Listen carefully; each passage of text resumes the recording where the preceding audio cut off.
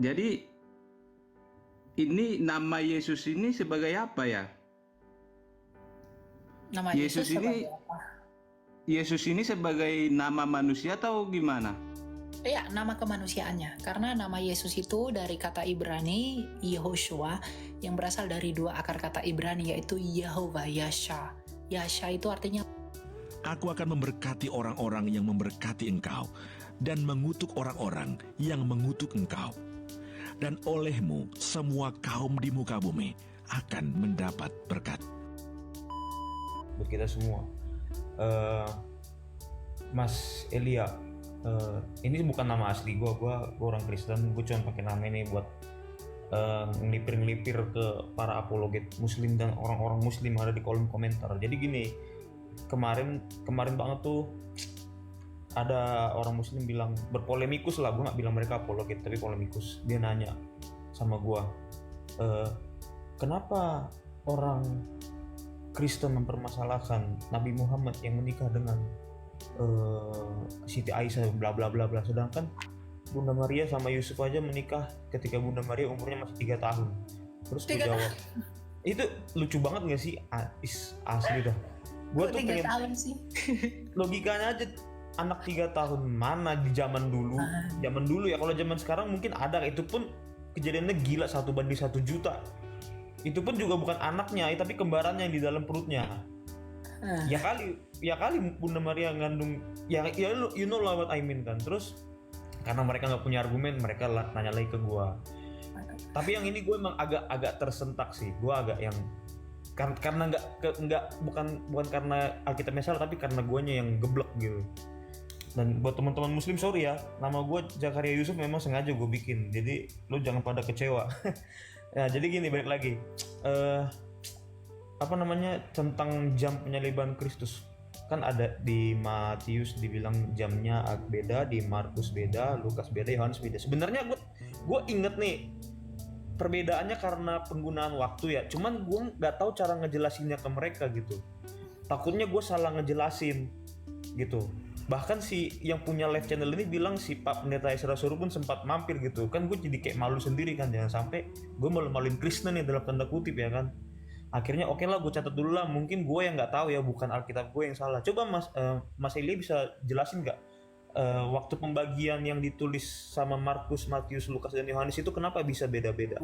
Itu bukan ayat, itu tentang itu si Yohanes sama si Markus aja itu. Aku lihat ayatnya ya ntar ya. Nah iya, boleh. Kan gue yang nggak tahu ini, makanya gue nggak tahu. Tapi biar teman-teman Muslim juga biar mereka juga bisa dengar. Gampang itu. Ntar ya.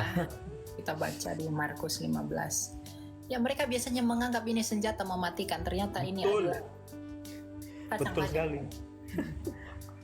Ini semua sudah ada jawabannya. Bapak-bapak gereja kita dari gereja Katolik, gereja Ortodoks sejak dulu, mereka sudah berapologetika. Kita cuma meneruskan aja. Betul. Kita harus menghargai gereja ya, menghormati gereja Katolik, gereja Ortodoks dan semua gereja lah gitu. Kita bersinergi ya. Betul. Dalam Markus 15 ayat 25 dikatakan begini. Hari jam 9 ketika ia disalibkan. Oke. Nah, lalu Yohanes 19 ayat 14. Hari itu ialah hari persiapan Paskah, kira-kira jam 12, kata Pilatus kepada orang Yahudi itu, inilah rajamu. Dari sini kita udah bisa tahu sebenarnya kenapa si Yohanes catat jam 12, kenapa si Markus bisa jam 9. Karena sistem Yohanes itu kan dia berbicara tentang Pilatus, berarti waktu mereka perhitungannya Roma. Kalau Markus perhitungan Yahudi. Jamnya Yahudi itu mulai dari jam 6 sore ke atas, kalau Roma itu dari 00. Ya beda memang. Jadi nggak salah. Berarti kan sebenarnya karena terjemahannya bukan terjemahan yang salah ya, tapi diterjemahkan seperti itu supaya mengikuti jam sekarang, iya nggak sih? Kan Injil itu kan dituliskan untuk maksud tertentu. Misalnya Lukas, dia tulis Injilnya itu untuk memberitahukan kabar ini kepada Theophilus. Yohanes ini, misalnya Yohanes ini kan berbicara tentang penyaliban oleh Pilatus. Ya dia menyesuaikan kepada konteksnya Pilatus yang adalah Roma. Markus kepada siapa? Kepada Yahudi. Maka dia memakai waktunya siapa? Yahudi. Iya. Kan gitu. Betul. gue bukan muslim ya, gue Kristen, gila apaan sih. Gue emang kayaknya bicara gini, gue orang Jakarta agak-agak tengil emang, mohon maaf lah ya kalau bahasa gue agak kasar ya Mas Elia, tapi gue nggak gitu kok. Nah terus juga apalagi ya, terus juga dia ada lagi yang lompat, Yohanes 17 ayat 3, bukti bahwa Yesus adalah utusan, hahaha, ketawa-ketawa mereka. Terus gue kan sendiri di room muslim itu ya, terus gue bilang, lu udah baca ayat 5 belum? Giliran baca ayat 5 dia lompat lagi, mana bukti Allah bukan nama di Alkitab. Gue suruh buka Keluaran 3 ayat 13 sampai 15. Itu udah pas kan kalau gue bilang gitu kan. Yang tentang masalah nama Allah itu memang bukan nama tapi gelar, tuh udah bener kan kalau gue tunjukin Keluaran 3 ayat 13 sampai 15. Ya. Udah pas kan. Jangan sampai gue jadi misleading juga sama mereka, itu aja sih sebenarnya. Karena nanti gue juga mau ngelipir lagi nih ke polemikus muslim ini. Gitu. Oh ya. Banyak Nggak masalah ya.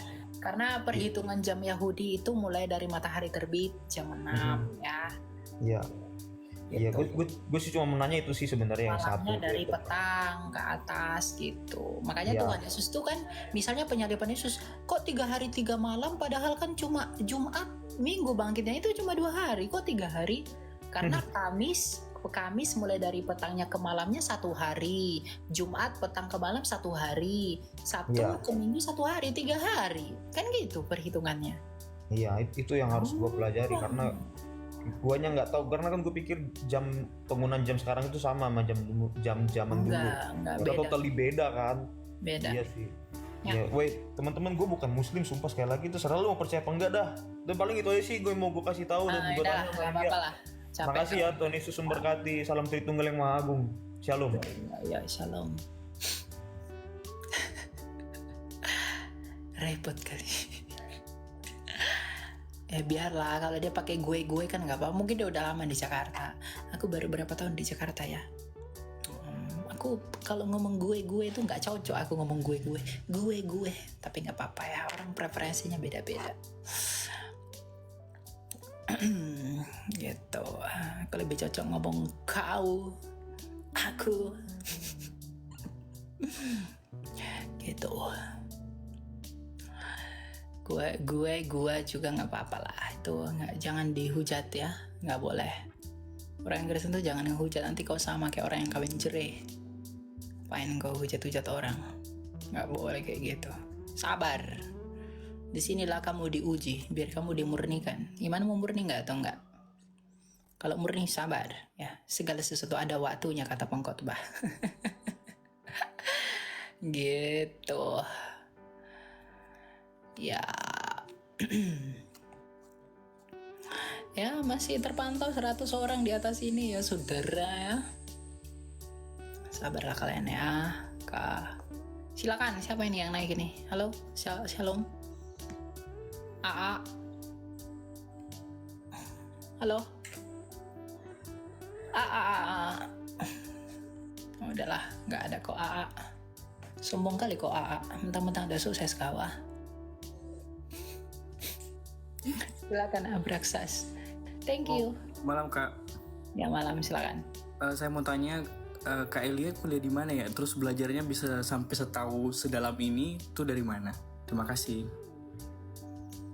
Saya kuliahnya bukan teologi, saya kuliah bisnis dan saya belajar sendiri otodidak. Jadi saya bukan lulusan tempat-tempat kuliah teologi, nggak ada. Oke, referensinya dari mana Kak, kalau boleh tahu? Banyak. Aku belajar dari Pak Bambang, dari Pastor Cipto, belajar dari Pak Isra Soru. Saya suka baca. Buku saya tuh banyak banget tuh. Buku-buku saya sebegitu. Saya suka baca. Suka baca, suka dengerin, dan suka belajar. Saya orangnya. Kebetulan begitu. Jadi saya bilang sama Tuhan, ya Tuhan, ya kalau bisa saya berdampak untuk apa gitu. Nah, untuk pelayanan lah gitu. Ya pada akhirnya memang saya menyukai. Jadi pelayanan ini hobi saya, bukan beban. Jadi saya suka melakukannya. Ya, lakukan gitu. Oke Kak, makasih. Thank you. Ya, Tuhan berkati ya. Jadi nggak ada yang nggak bisa. Kalau kalian pun mau belajar, bisa kalian. Bisa lebih hebat kalian dari aku. Aku nggak ada hebat-hebatnya sama sekali. Gitu. Apalah aku ini. Hanya orang hinanya yang tidak punya apa-apa di hadapan Allah dan di hadapan manusia. Silakan Yuli. Halo Yuli. Bobo Yuli. Bobo kah? Kok nggak bisa diturunkan? Kenapa nggak bisa kau turunkan Yuli? Langorok pula kau. Nah, begini-begini agak susah ya kan?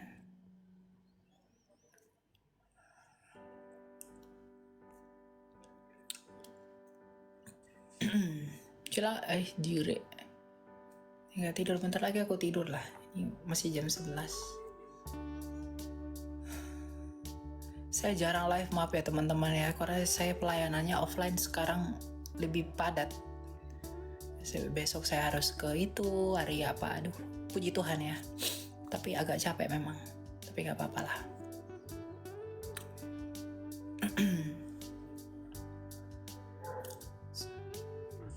Silakan Bu Hari. Halo, Bu Hari. Halo Pak. Gimana Bapak ini?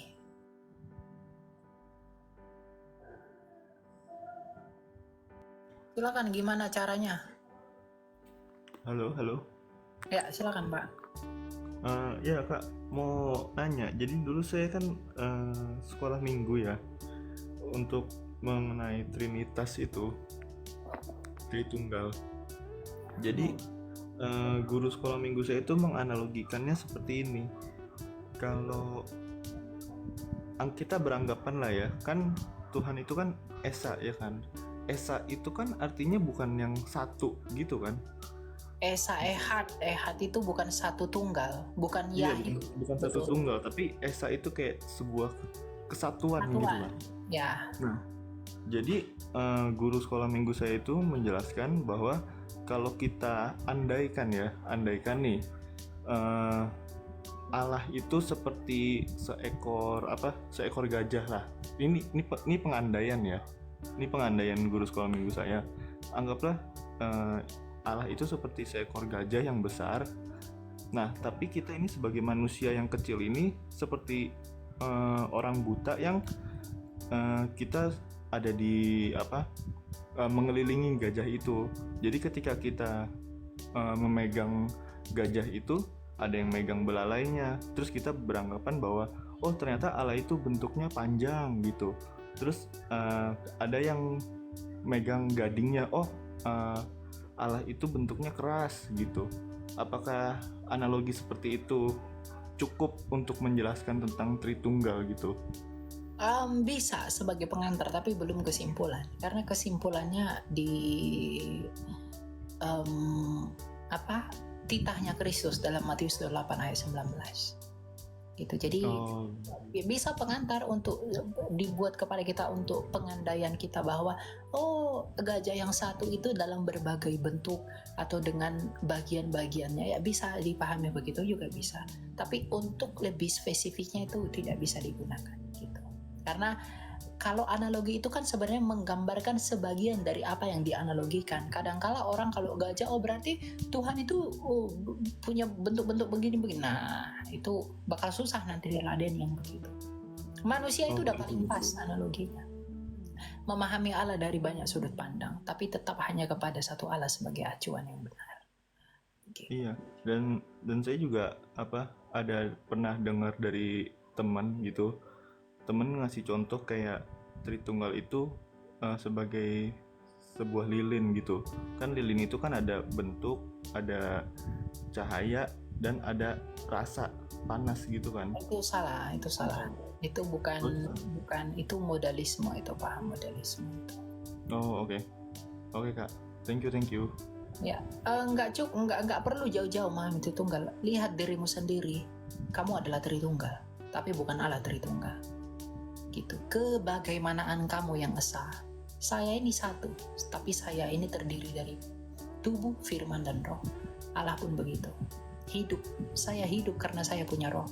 Saya hidup karena saya bisa berbicara dengan kamu karena saya punya firman, saya punya jiwa. Allah itu pun begitu. Karena kita diciptakan menurut gambar dan rupanya Allah. Kolose 1 ayat 15, gambarnya Allah siapa? Kristus sendiri. Jadi semua manusia itu sebenarnya diciptakan itu menurut Kristus. Jadi kalau ada orang yang tidak percaya Kristus, sebenarnya dia tidak tahu diri. Karena dia menyangkali oleh siapa dia diciptakan. Gitu. Ya. Amin, amin. Oke. Thank you, Kak. Ya, Tuhan berkati. Ya. Oke. Karena kalau saya meresponi kalian satu-satu, saya rasa langit dan bumi ini pun tidak cukup. Bukan begitu maksudnya. Waktunya tidak selesai. Ada yang bertanya tadi di bawah, kenapa banyak pendeta tidak suka Elia? Ya, pendeta yang tidak suka saya itu biasanya pendeta-pendeta kemakmuran. Ya, karena saya berlawanan dengan mereka. Orang-orang yang hanya mengajarkan kemakmuran enak-enak saja itu saya lawan semua. Saya nggak peduli dia mau pendeta manapun, nggak peduli saya. Tapi tidak ada. Tapi pendeta-pendeta yang pengajarannya kuat, Pak Isra Soro itu sahabat saya, Pastor Cipto itu sahabat saya, teman saya. Pendeta-pendeta yang keras-keras lah, kayak teman-teman saya tuh banyak yang ajarannya ini begitu. Tapi cuma saya tidak skeptis melihat ajaran lain gitu, nggak merasa paling benar sendiri gitu. Silakan Mahadewa. Iya, Pastor Jackie dan lain-lain, Pak Erben ya, pendeta juga gitu. Silakan Mahadewa.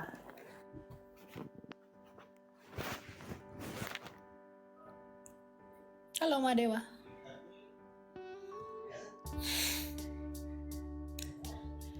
Lapar kayaknya si Madewa ini.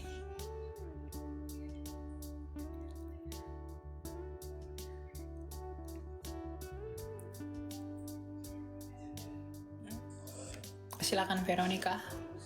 Shalom. Veronica. Halo. Oh, tidak ada ya Veronica. Baiklah Veronica. Banyak banget yang cantik-cantik di sini.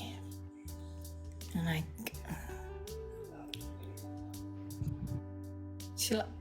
Sebah.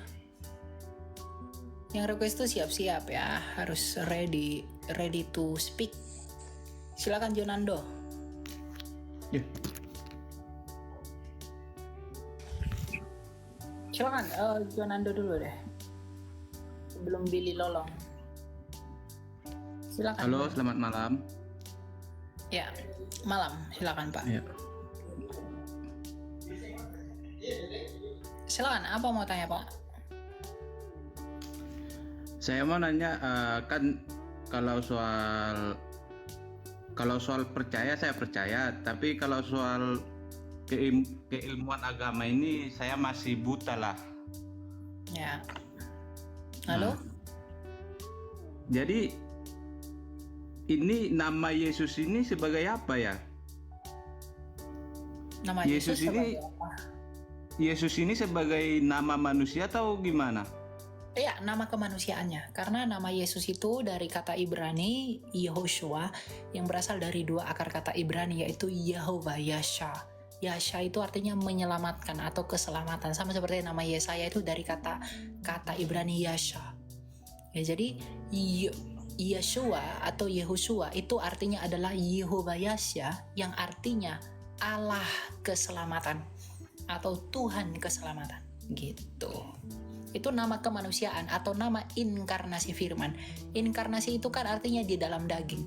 In itu di dalam.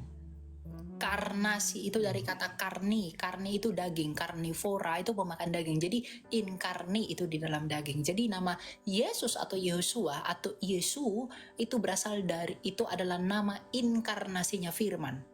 Inkarnasinya sabda yang di dalam daging itu loh. Gitu. Jadi kalau Kristus itu Kristus itu gelarnya sebagai Mesias itu dari kata Yunani Kristianos, atau dalam bahasa Ibrani disebut Masia atau Masiha atau Mesia atau Hamasia, Hamosia. Nah, gitu. Jadi Yeshua Hamasia itu sama dengan artinya Yesus Kristus. Jadi itu dalam Ibrani dan dalam Yunani. Jadi Kristus itu gelarnya. Arti Kristus itu kan yang diurapi, gitu. Oh. Ya.